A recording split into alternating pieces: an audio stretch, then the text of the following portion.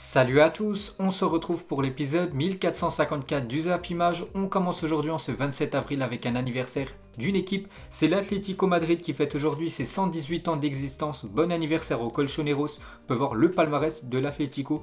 10 fois la Liga remportée, 10 Copa del Rey, 2 Super Coupe d'Espagne, 3 UEFA Super Coupe, 3 Europa League. Le joueur le plus capé, c'est toujours l'Espagnol Adelardo, plus de 551 matchs avec les Colchoneros. Et toujours le meilleur buteur, Luis Aragonés, plus de 172 buts avec cette équipe espagnole. Bon anniversaire à l'Atlético Madrid.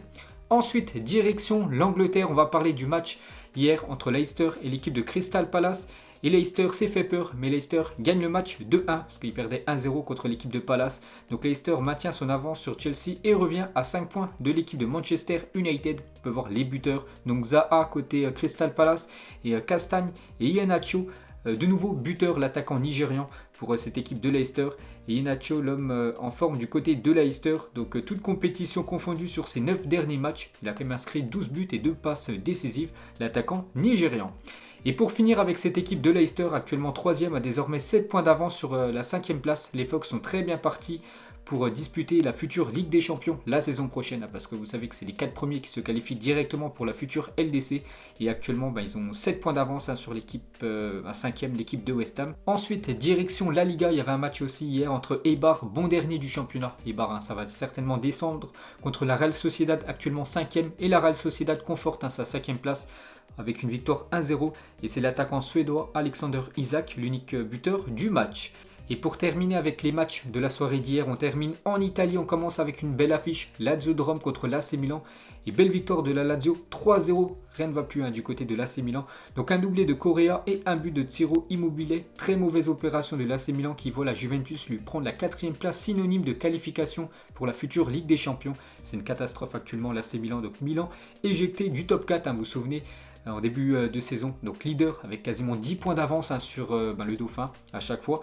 Et maintenant ils sont hors top 4, ils sont 5ème actuellement, cette équipe de l'AC Milan. C'est une catastrophe parce que l'objectif bien sûr du club avant c'était de jouer le titre, donc maintenant c'est trop compliqué. Et l'objectif c'est de se qualifier pour la future Ligue des Champions. Et actuellement ils sont tout simplement 5ème, donc ils devraient jouer l'Europa League la saison prochaine s'ils terminent à cette 5ème place, cette équipe de Milan.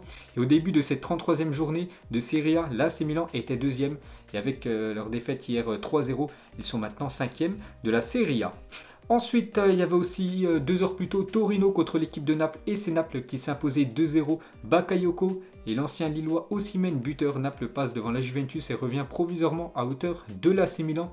Et on peut voir le classement de cette Serie A, donc en Italie, très serré, la même chose en France, et la même chose aussi en Espagne, parce qu'en Serie A, la course à la Ligue des Champions en Serie A est dingue, donc bien sûr l'Inter Milan qu'on va parler après, donc l'Inter déjà qualifié bien sûr pour la future Ligue des Champions, mais deuxième l'équipe de l'Atalanta Bergame, 68 points, Naples, 3ème 66 points, la même chose pour la Juventus 66 points et la même chose pour l'AC Milan 66 points, 3 équipes à 66 points, mais pas c'est les 4 premiers qui se qualifient pour la future Ligue des Champions.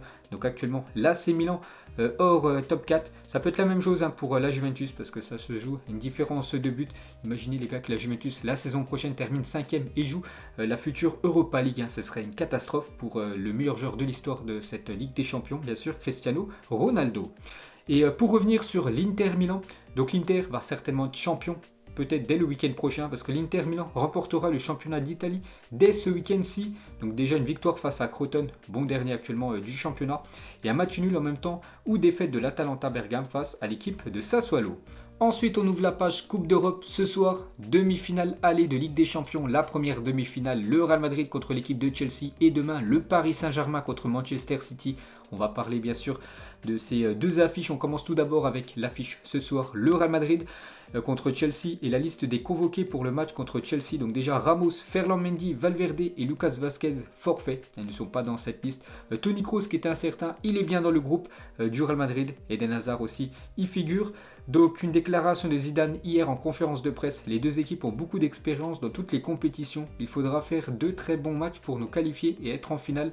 Nous nous préparons pour cela et nous allons être compétitifs de la première à la dernière minute. Donc voilà la déclaration de Zidane hier en conférence de presse. Donc il devrait aligner une attaque constituée de Vinicius Junior, Benzema et Asensio. Normalement, ça devrait être ça, la triplette. Donc normalement, Eden Hazard devrait bien sûr commencer sur le banc. On le verra certainement rentrer en cours de jeu. L'attaquant espagnol, on peut voir sinon le reste de l'équipe, par exemple Militao, bien sûr, remplacera Sergio Ramos blessé. Et le milieu de terrain toujours le même. Donc voilà, normalement la compo ce soir, hein, côté Real Madrid, la même chose côté Chelsea. Donc les unes des journaux sportifs espagnols, la une du journal AS, un os sur le chemin d'Istanbul, parce que la finale se dispute à Istanbul. Le Real Madrid débute face à un Chelsea impénétrable. Sa bataille pour accéder à la finale. N'oubliez pas que Chelsea cette saison, ça concède très peu de buts en Ligue des Champions. Donc on verra ce que ça va donner ce soir. Et la une du journal Marca, Fair Play, Ceferin après la polémique avec la Super League. Toute l'Europe sera aujourd'hui attentive à l'arbitrage de Makélélé, donc l'arbitre de la rencontre ce soir, durant cette guerre Madrid-UEFA. Zidane récupère Kroos et son milieu de terrain magique pour faire tomber le mur anglais. C'est que ce soir on va surtout regarder l'arbitrage, parce que l'arbitre bien sûr c'est une personne qui travaille avec l'UEFA, et vous savez que le Real Madrid et l'UEFA sont actuellement en guerre, hein, vu que Pérez, le président du Real Madrid, voulait faire sa compétition, la Super League qui est hors UEFA. Toujours avec cette rencontre, donc n'oubliez pas aussi le duel 100% français en attaque, deux très grands buteurs, Karim Benzema et Olivier Giroud, souvent opposés. Karim Benzema et Giroud s'affrontent pour la première fois de leur carrière ce mardi soir en Ligue des Champions bien sûr, lors de ce Real Madrid-Chelsea. Une déclaration de Antonio Rüdiger, le défenseur allemand de Chelsea, il a dit: nous respectons l'histoire du Real Madrid, c'est une grande équipe mais nous sommes dans une bonne dynamique. Je crois que les gens s'attendent à ce que le Real Madrid se qualifie, mais on verra ce qui se passera. Je pense que ce sera un duel très serré bien sûr lors de ce choc européen. Et Ben Chilwell, le défenseur gauche de cette équipe des Blues, nous affronterons le Real Madrid demain. C'est quelque chose dont j'ai rêvé toute ma vie bien sûr, d'affronter le Real. Ensuite, on va parler de l'autre demi-finale demain soir, le Paris Saint-Germain contre Manchester City. Et bien sûr, la sauce en train de monter du côté de la presse française. D'après le journal L'Équipe, de mettre un bras de fer bien sûr.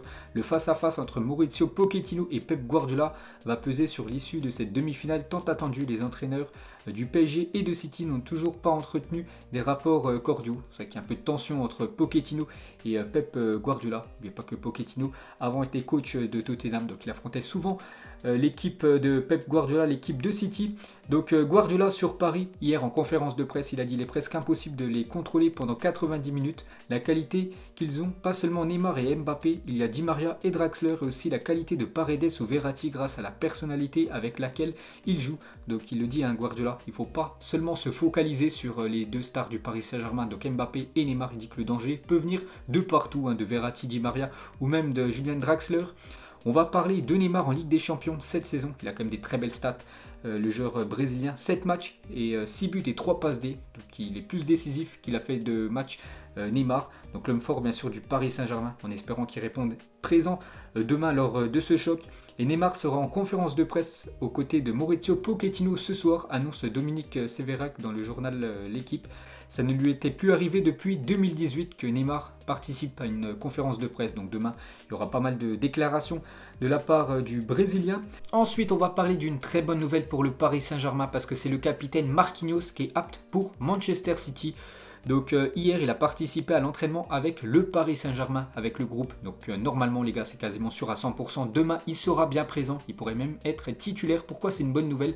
Parce qu'il a loupé quand même les 5 derniers matchs, Marquinhos. Du côté du PSG, vous vous souvenez, c'était blessé lors du match aller contre l'équipe du Bayern. Il avait joué seulement 29 minutes de jeu, donc il avait marqué juste avant de sortir, Marquinhos.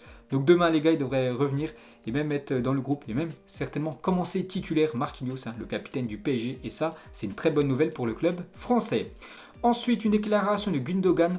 Un danger de plus, hein, du côté de Manchester City, bien sûr. J'adore la Ligue des Champions. Pour moi, c'est la plus belle compétition dans le monde. Pouvez-vous seulement imaginer qu'est-ce que ça signifierait pour moi de la gagner, cette Ligue des Champions, hein. C'est vraiment l'objectif numéro 1 de Gundogan, remporter la Ligue des Champions. Attention à lui, hein, parce que il est très bon cette saison. Le milieu allemand, une déclaration de Bakary Sagna, ancien joueur de Manchester City. Il a dit: le favori pour cette année en Ligue des Champions, pour moi, c'est Paris. Ils ont battu le Bayern, même en souffrant. Mbappé et Neymar ont défendu. Ça va les pousser loin, d'après Bakary Sagna. Et Lucas Digne, donc défenseur de Everton, il a dit: du dernier match que j'ai regardé du PSG contre le Bayern, ils ont fait le match qu'il fallait faire. Mais Manchester City, c'est aussi une machine de possession, d'attaque placée. Je pense que ça sera une belle opposition qui se jouera à des détails. Donc moi les gars, pour ceux qui ont regardé ma vidéo pronostic, je pense le scénario du match demain, grosse possession de balle de Manchester City et le Paris Saint-Germain jouera en contre. Et bien sûr le PSG peut faire très mal en contre avec ces deux attaquants ultra rapides en attaque. Et encore un danger de plus côté Manchester City, c'est le milieu anglais Phil Foden. Le danger numéro 1 pour le PSG. Bon, il y a lui, il y a Sterling, il y a aussi Kevin De Bruyne, il y a Gundogan, il y en a pas mal quand même. Et Phil Foden avec Manchester City, regardez ses stats à seulement 20 ans. Donc déjà 118 matchs et déjà 29 buts, 21 passes décisives, 4 fois la League Cup remportée, 2 fois la Première Ligue et une FA Cup à seulement 20 ans. C'est quand même incroyable. Le palmarès de Phil Foden. Et pour terminer les gars sur cette affiche demain soir, donc officiel, Félix Bridge sera l'arbitre de Paris Saint-Germain, Manchester City. Donc toujours quelque chose de très important, l'arbitre de la rencontre, même s'il y a l'assistance vidéo, c'est toujours l'arbitre central qui prend la dernière décision. Donc ça sera lui l'arbitre demain. Et les dernières fois qu'il a arbitré le Paris Saint-Germain, donc la dernière fois c'était contre le Real Madrid en 2018, défaite du PSG contre Arsenal à match nul et 2 fois une victoire quand il a arbitré le PSG contre Chelsea et l'Olympiakos en 2013.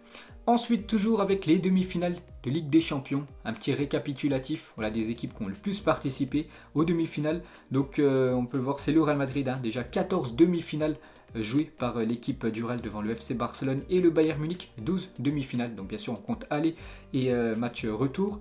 Donc les joueurs qui ont le plus participé aux demi-finales, Cristiano Ronaldo, 21 demi-finales joué par CR7 devant Xabi Alonso et Xavi Hernandez, l'ancien joueur Blaugrana. Les meilleurs buteurs en demi-finale de Ligue des Champions, le premier Cristiano Ronaldo, déjà 13 buts inscrits par CR7 en demi-finale de Ligue des Champions devant Robert Lewandowski 7 et Lionel Messi 6. Et pour terminer, les plus gros scores en demi-finale de Ligue des Champions. Donc en 2013, une belle victoire du Bayern Munich 4-0 contre le Barça. Une belle victoire aussi en 2014 du Real Madrid au Bayern 4-0. Et récemment, bien sûr, Liverpool 4-0 contre l'équipe du FC Barcelone. Et pour finir, les gars, sur la Ligue des Champions, donc sur le Twitter UEFA Ligue des Champions, donc c'est simple, un sondage fait par ce Twitter, qui va gagner la Ligue des Champions cette saison, plus de 180 000 votants, donc c'est énorme. Et on peut voir que la majorité ont mis quand même le Paris Saint-Germain avec plus de 30% pour les votants. C'est le PSG qui va remporter cette saison la LDC. Ensuite, on revient en France, on va parler d'une équipe actuellement en crise, les Girondins de Bordeaux. L'entrée du centre d'entraînement de Bordeaux a été taguée ce matin au lendemain de la défaite contre Lorient 4-1 ce week-end. Donc vous pouvez voir les écritures, les insultes faites par ceux qui ont tagué le centre d'entraînement des Girondins de Bordeaux. Ensuite, on revient sur la défaite des Lyonnais contre l'équipe lilloise et Cacré, il a dit on n'a pas le droit de se faire revenir 3-2 comme ça, c'est un concurrent direct, c'est dommage ce soir, c'est frustrant, on sait qu'on avait les capacités à tenir ce score, ce n'est pas normal bien sûr de gagner, de mener 2-0 dans le match et perdre la rencontre 3-2, c'est cruel bien sûr pour les Lyonnais. Et Lucas Paqueta en larmes dans les tribunes du Groupama Stadium après son erreur coûtant le but de l'égalisation contre bien sûr l'équipe de Lille. Et côté lillois, Christophe Galtier, le coach, il a dit il faut le dire, j'ai une équipe de fous. Oui, le titre est un objectif, on ne peut plus se cacher, mais si on n'y arrive pas, ça ne sera pas la fin du monde, on aura rêvé. J'espère que les joueurs rêvent autant que je rêve. Donc il reste plus que 4 matchs pour cette équipe de Lille pour réaliser le rêve, réaliser l'exploit de gagner le championnat. Et pour finir avec cette équipe lilloise, pour vous dire vraiment qu'ils ont énormément de mental, Lille jusqu'au bout en Ligue 1 cette saison, 12 points gagnés lors des 10 dernières minutes par cette équipe lilloise. C'est tout simplement le plus haut total en Ligue 1 cette saison. Ensuite, on va parler d'une très bonne nouvelle pour le Paris Saint-Germain. Il y a déjà le retour bien sûr de Marquinhos et une autre très bonne nouvelle pour le club du PSG parce que c'est officiel. Le gardien Keylor Navas prolonge au PSG et signe un nouveau contrat de 3 ans du côté de Paris. Le portier costaricien est lié au club jusqu'en juin 2024. Donc cette saison, c'est l'un peut-être le meilleur joueur du Paris Saint-Germain, Keylor Navas, et il prolonge avec le club parisien. Ça, c'est une très bonne nouvelle bien sûr pour l'équipe du PSG. Donc il a dit, je pense que le club a le potentiel pour gagner toutes les compétitions. J'ai faim de trophées, je veux gagner tous les titres possibles. Donc il est clair, il veut tout rafler, Keylor Navas. Et le président du PSG, Nasser, il a dit très heureux de prolonger le contrat de Keylor. C'est le plus grand gardien du monde, il inspire une grande confiance à l'équipe et nos fans l'adorent. Il sera un acteur décisif des grandes échéances de fin de saison et des années à venir. Donc voilà, Keylor Navas prolonge du côté du PSG. Ensuite, on va revenir 17 ans jour pour jour en arrière. Les Invincibles remportaient la Première Ligue, cette fameuse équipe de Arsenal, lors de la saison 2003-2004. Ils avaient fait une saison sans perdre le moindre match en première ligue. C'est quand même impressionnant. 26 victoires, 12 matchs nuls, 0 défaite. Il n'avait perdu aucun match lors de cette saison 2003-2004. C'était il y a 17 ans, jour pour jour. Et en 22 années à la tête d'Arsenal, le pire total de points cumulés par Arsène Wenger était de 63. L'ancien coach légendaire bien sûr de cette équipe des Gunners. Et cette saison, bientôt 3 ans après son départ, au mieux les Gunners feront 61 points. Donc depuis le départ quand même d'Arsène Wenger, Arsenal cool. Ensuite, on va parler de Eric Bailly, le défenseur ivoirien de l'équipe de Manchester United. On peut voir qu'il prolonge jusqu'en 2024 son contrat du côté des Red Devils. Donc félicitations à lui. Ensuite, officiel, Zlatan Ibrahimovic et Romelu Lukaku ont écopé d'une amende pour leur altercation lors du derby milanais. Bon, il y a quelques semaines. Donc du coup, le Suédois, donc Zlatan, écope d'une amende de 4 000 € et l'attaquant belge 3 000 € d'amende. Ensuite, on va parler du Real Madrid et aucune prime en cas de titre cette saison pour les joueurs du Real Madrid. Conséquence de la crise sanitaire et donc financière qui touche presque tous les clubs, le Real Madrid n'offrira pas de prime à ses joueurs en cas de titre en championnat ou en Ligue des Champions comme l'année dernière. Donc bien sûr à cause du Covid qui a fait perdre beaucoup d'argent à cette équipe merengue. Toujours avec le Real, donc Zidane a été agréablement surpris par la performance du jeune Antonio Blanco, sorti du centre de formation bien sûr du Real Madrid contre l'équipe de Cadix. Zizou pourrait compter sur lui pour la fin de la saison. C'est tout simplement l'avenir bien sûr de cette équipe merengue. Donc lui c'est un joueur qui joue en milieu de terrain, c'est vrai que je l'ai vu jouer 2-3 matchs. Et il a un potentiel, ce jeune espagnol. Ensuite, toujours avec les merengues, on va parler de Karim Benzema qui a inscrit 27 buts, toutes compétitions confondues cette saison. Si on prend les autres meilleurs buteurs du Real Madrid, donc Casemiro, Asensio, Vinicius Junior, Modric, Ramos et Toni Kroos, à eux tous, c'est 29 buts, donc 2 buts seulement de plus que Karim Benzema. Le meilleur attaquant bien sûr du côté de cette équipe du Real. Et pour la première fois depuis la saison 1970-1971, Karim Benzema pourrait être le seul joueur de l'effectif du Real Madrid à terminer la saison avec plus de 10 buts marqués. Ensuite, on va parler d'un ancien joueur du Real Madrid, lui aussi qui marquait beaucoup à l'époque du côté de l'Espagne, c'est Cristiano Ronaldo. Mais actuellement, c'est une période de disette pour l'attaquant portugais. Cela fait désormais 347 minutes consécutives que CR7 n'a pas marqué. Le Portugais se rapproche de son précédent record qui était de 359 minutes établi lors de sa première saison à la Juventus. Donc pour vous dire qu'actuellement il est dans le dur, l'attaquant portugais. Ensuite, voici à quoi devrait ressembler le futur troisième maillot de l'équipe de l'Ajax Amsterdam pour la prochaine saison. Celui-ci rendra hommage à Bob Marley et à sa mythique chanson Free Little Bird.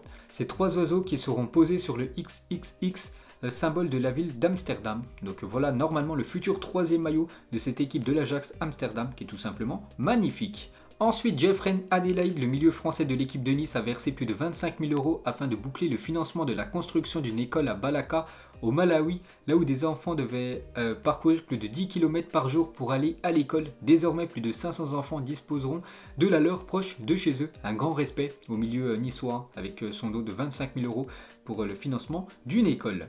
Ensuite, on va parler du défenseur ukrainien de l'équipe de Manchester City, Zinchenko. On peut voir qu'il a remporté les 4 dernières Coupe de la Ligue anglaise et à chaque fois bien sûr il avait un doigt de plus quand il en remporte une de plus. Donc félicitations à lui. Et toujours avec Manchester City, donc hier tous les gardiens et anciens gardiens de Manchester City ont posé avec le trophée de la Coupe de la Ligue anglaise. Kyle Walker s'est incrusté car il a joué au cash face à l'Atalanta Bergame la saison dernière. Vous vous souvenez ce match de Ligue des Champions où il avait pris les gants en fin de rencontre parce que je crois que c'était Ederson qui avait pris un carton rouge. Donc voilà une petite photo, une petite info insolite. Ensuite, les meilleurs buteurs en club cette saison, toutes compétitions confondues. Et le meilleur buteur, c'est toujours Lewandowski, 43 buts, toutes compétitions confondues pour l'attaquant polonais. Donc juste derrière Haaland et Mbappé, 37 buts. Ensuite, on va parler d'un attaquant sous-coté, c'est Jamie Vardy, a plus de buts en première ligue que par exemple Cristiano Ronaldo, Bergkamp, Cantona, Torres, Giggs, Drogba, Solskjaer, Tevez, Hazard ou même Luis Suarez, un attaquant sous-coté, l'attaquant anglais. Il avait fait une déclaration il y a quelques années, il a dit oui je fume et je bois 3 canettes de Red Bull par jour, le staff médical est au courant de ça, je déteste aller à la salle de sport et porter des poids, le truc le plus lourd que j'ai porté est un pack de Red Bull. Donc voilà, son hygiène de vie est très moyenne quand même pour un footballeur, mais répond présent à chaque fois Jamie Vardy lors des grands rendez-vous de Leicester. Ensuite, on va parler de 4 joueurs du côté du FC Barcelone qui sont proches d'être exclus un match. Donc Griezmann et Mingueza ont reçu un carton jaune avant-hier. Ils ont actuellement 4 cartons jaunes comme Messi et Frankie de Jong. Tous les 4 sont en danger de suspension. Attention parce que dans 2 journées, le Barça joue contre l'Atlético Madrid. Un choc bien sûr en Liga, un match déterminant pour le titre. Donc lors de la prochaine journée, s'ils prennent un carton jaune, ils pourraient être exclus lors de l'autre journée après bien sûr, donc ce match contre l'Atlético Madrid. Ensuite, un journaliste a posé une question au basketteur Dedovic qui ressemble beaucoup à Zlatan Ibrahimovic. Avez-vous un lien de parenté avec Zlatan Ibrahimovic, donc le joueur de basket? Dedovic, il a dit non, ma mère n'est jamais allée en Suède, et Zlatan avait répondu quelques semaines après, par contre mon père est déjà allé en Bosnie. Donc bien sûr encore une punchline complètement folle de Zlatan Ibrahimovic, un génie, l'attaquant suédois. Ensuite, une déclaration cette fois-ci de Pelé. Partout où vous allez, il y a 3 icônes connues par tout le monde, Jésus-Christ, Pelé et Coca-Cola. Donc pour lui, Pelé est connu partout sur la planète tout simplement. Ensuite, le gouvernement espagnol veut permettre aux spectateurs d'entrer dans les stades lors des 4 dernières journées de Liga. La deuxième option consiste à placer les spectateurs dans les stades pendant au moins les 2 dernières journées. Donc normalement, il devrait avoir le retour des supporters avant la fin de cette saison de Liga, d'après les dernières infos en provenance d'Espagne. Et pour finir les gars, ce Zap Image aujourd'hui, on termine bien sûr avec le choc ce soir, Real Madrid contre l'équipe de Chelsea. Mettez-moi un pronostic en commentaire. Donc moi déjà hier j'ai fait la vidéo prono, donc je restais sur ce que j'ai dit. Je vois une victoire du Real Madrid ce soir contre Chelsea et je vais partir sur un score exact de 2-1 ce soir pour les merengues. Donc voilà les gars, la fin de ce Zap Image 1454. Donc si ça vous a plu, un petit like et on se retrouve demain pour le prochain épisode. Ciao à tous.